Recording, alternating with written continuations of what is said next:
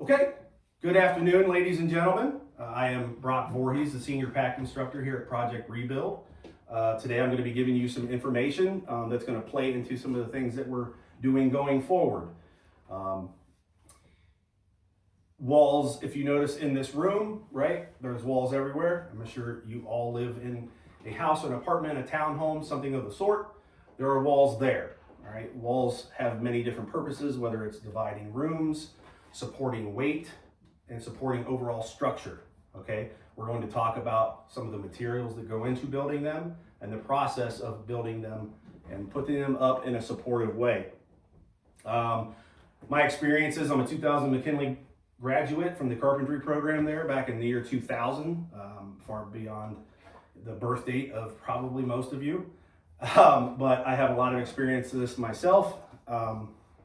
And here is Project Rebuild as well, along with Sarge and Nick. Again, we're going to talk today about the layout, materials, and all the different purposes of wall. All right.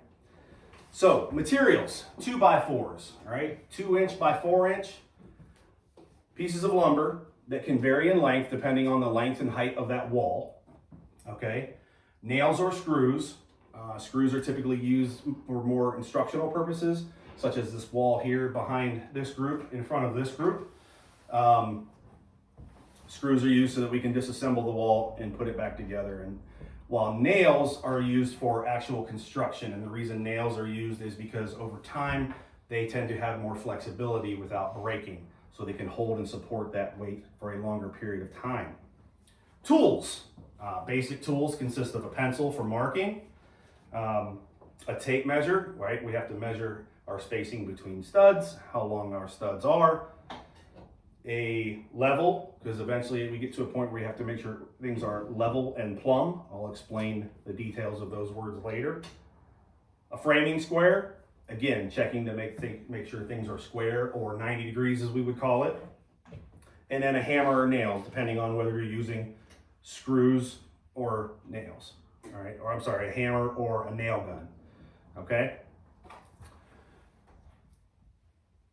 When placing our studs, we use a term called 16 OC, or 16 on center, all right? And what that means is typically when you measure from one item to another, you measure from edge to edge.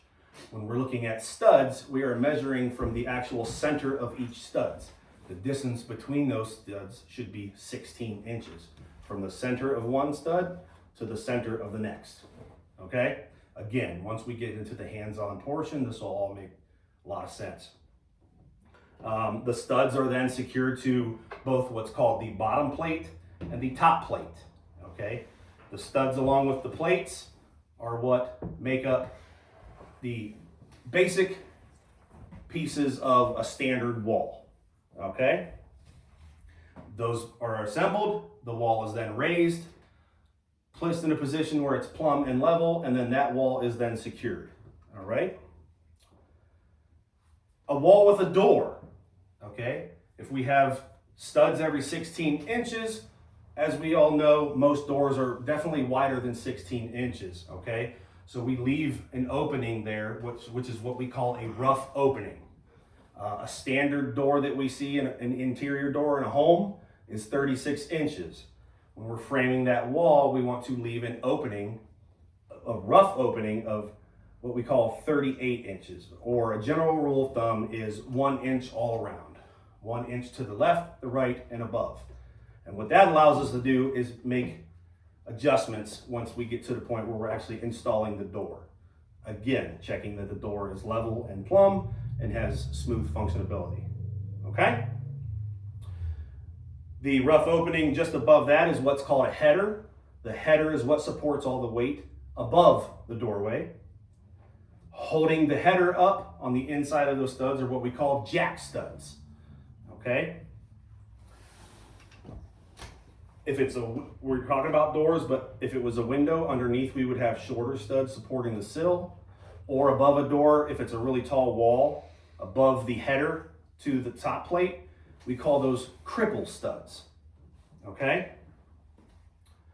Then once that rough opening is in, our wall is up. One of the last things we do to ensure that our full rough opening is open is just inside that rough opening, we cut out the bottom plate. All right? Because if you frame a wall and you imagine a wall, then you're going to have the 2x4 going across that door opening. We remove that. We cut it out. All right? These are the basic steps for a standard wall with a door. We talked about materials. We talked about assembly. We talked about the types of tools that we would use to put together and erect this wall. Understanding this plays into a lot of different things. Obviously, if you were actually in the construction trade, framing a wall, positioning a wall, and attaching a wall. General home maintenance, understanding where studs are to hang a TV mount, hang a picture, things like that. Understanding that when you see an electrical outlet or a switch, to the left or right of that is a stud, because the box for that electrical outlet is attached to a stud. So having these basic understandings puts a lot of other things into perspective as well. Every wall has multiple functions, right? Whether it's dividing a room, supporting the weight above it, all right? Sorry, I apologize. There was someone talking outside and that threw me off. I appreciate your time today. As stated before, what we'll do now is we'll take this information that I've given you, and then, as I typically like to say, we do a crawl, walk, run. This is crawl. I'm giving you the information. Next, we're going to go next door, and we're going to get our hands on, and we're going to walk, right? And eventually get to the point where everybody can now take this information, work somewhere, and run. Thank you. I appreciate everybody's time. Have a great day.